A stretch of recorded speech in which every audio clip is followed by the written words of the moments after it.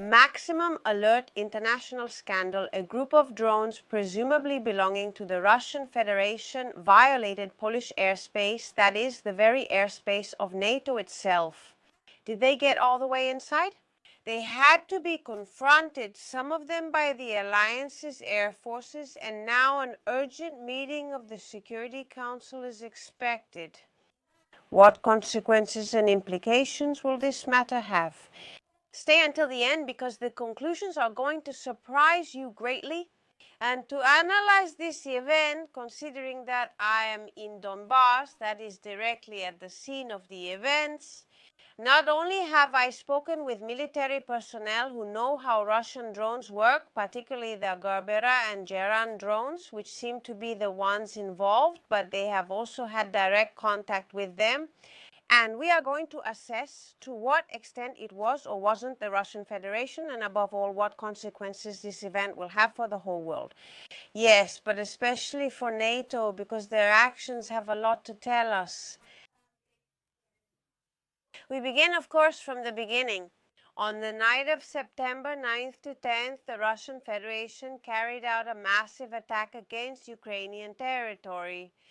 An attack that involved about 415 drones as well as around 43 missiles. From this point on, the information we have mainly comes from Western sources. Since, as far as we know at this very moment, the Russian Federation is denying any involvement in this incident. But according to NATO sources, a group of about 19 drones, presumably belonging to the Russian Federation, entered Polish airspace, thus violating NATO's own airspace.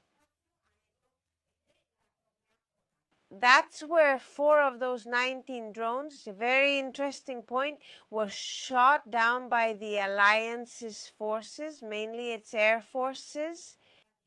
But please don't get the wrong idea, because Poland has already explained the situation. This is an absolutely terrible attack by the Russian Federation, says the country's prime minister. And Poland has indeed acted perfectly, shooting down the drones that pose a threat. Taking into account that in total, according to Polish sources themselves, there were 19 drones and exactly 4 were shot down, the remaining 15 apparently did not pose any threat. They were something like friendly Russian drones that just wanted to see the surroundings of Poland, which must be really beautiful. Now, this is where we go directly to those military sources which I have access to because I'm in Donbass, and they tell me, first of all, analyzing the arguments that the NATO side is giving, there are several issues of great importance. First of all, what are the exact pieces of evidence? And is it expected that there will be decisive evidence that it was indeed drones from the Russian Federation that ended up attacking Polish soil? There are some photos of a drone that, as we can see, is a Gerbera drone and the consequences of its crash. This drone in particular seems to be the one that crossed into Polish airspace, practically reaching deep inside Poland, which means about 300 kilometers deep, which is quite a lot. Yes, indeed, without the air defense of an alliance as extremely strong and powerful in military terms as NATO doing absolutely anything. In fact, as we know right now, and if any kind of information comes up that adds important details, please, I ask you to share it in the comments. Because these reports, after all, since they're breaking news, the statistics, we're doing them live together, all right? The drone in question, as far as we know, wasn't shot down by Polish forces, much less by NATO, but rather it crashed because it ran out of fuel. Besides these photos, not many pieces of evidence have been presented. And here there are 2 possibilities. This is the first point that they mentioned to me here from Donbass. The drones belong to both NATO and the Russian Federation. 2 other possibilities open up. The first is that Russia used Polish airspace or intended to use it to carry out a kind of surprise attack against Ukrainian territory, which, by the way, Ukraine tries to do using the territory of Belarus, because Ukrainian drones have indeed violated Belarusian airspace on more than one occasion. Another possibility is that it is due to electronic warfare operations. That is to say, indeed, a group of Russian drones may have gotten lost and therefore ended up flying into Polish airspace. Which is, in fact, speaking of electronic warfare operations, something quite common.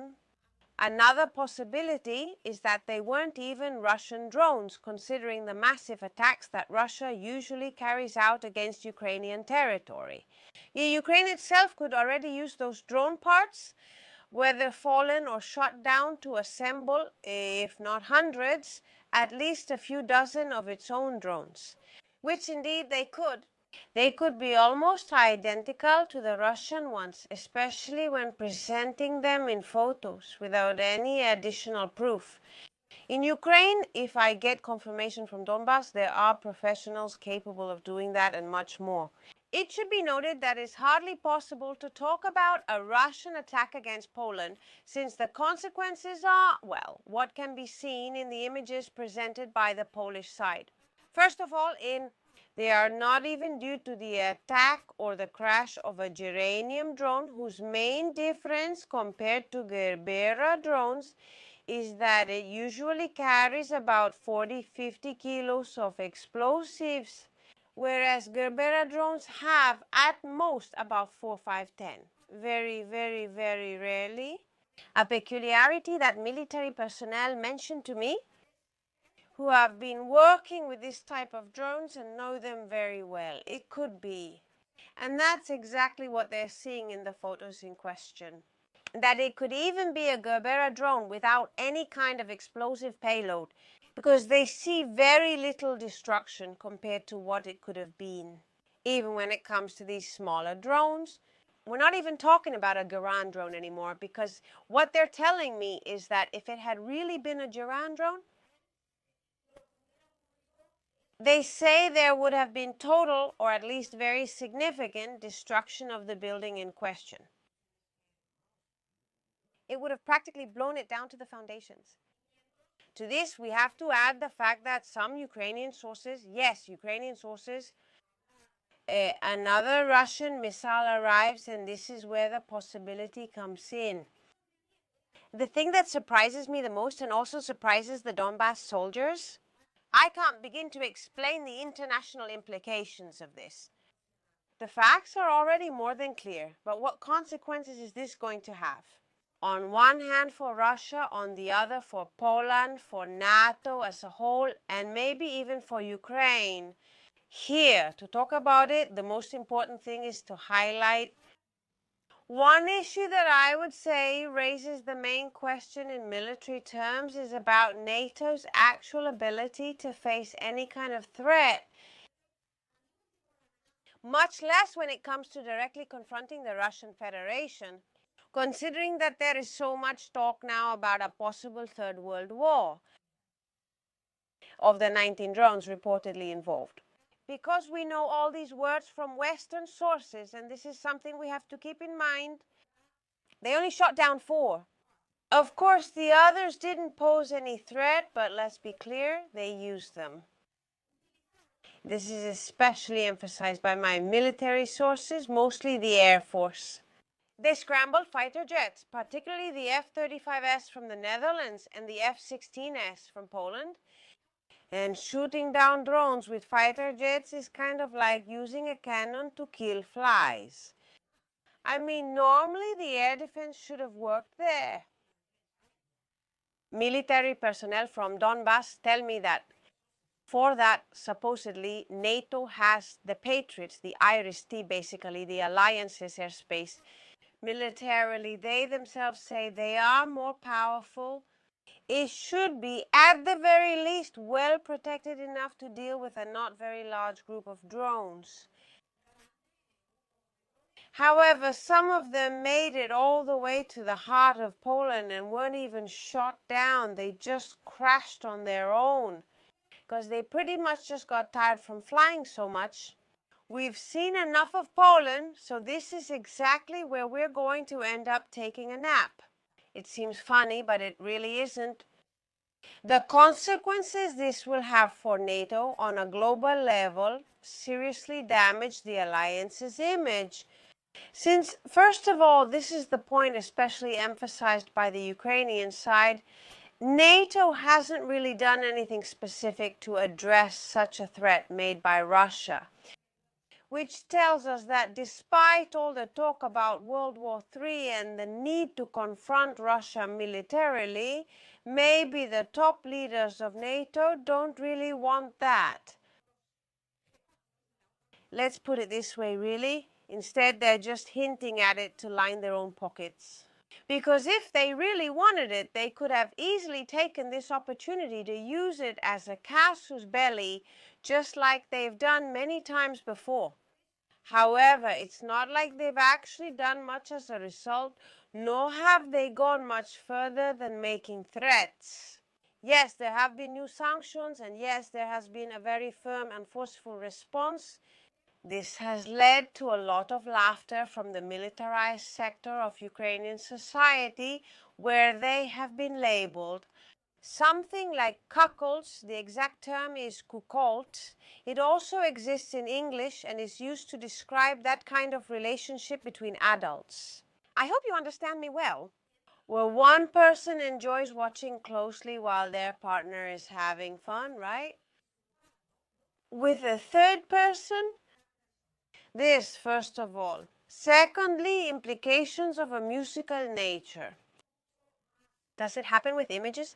Which, of course, tells us how well or not so well NATO is protected against a possible attack by the Russian Federation.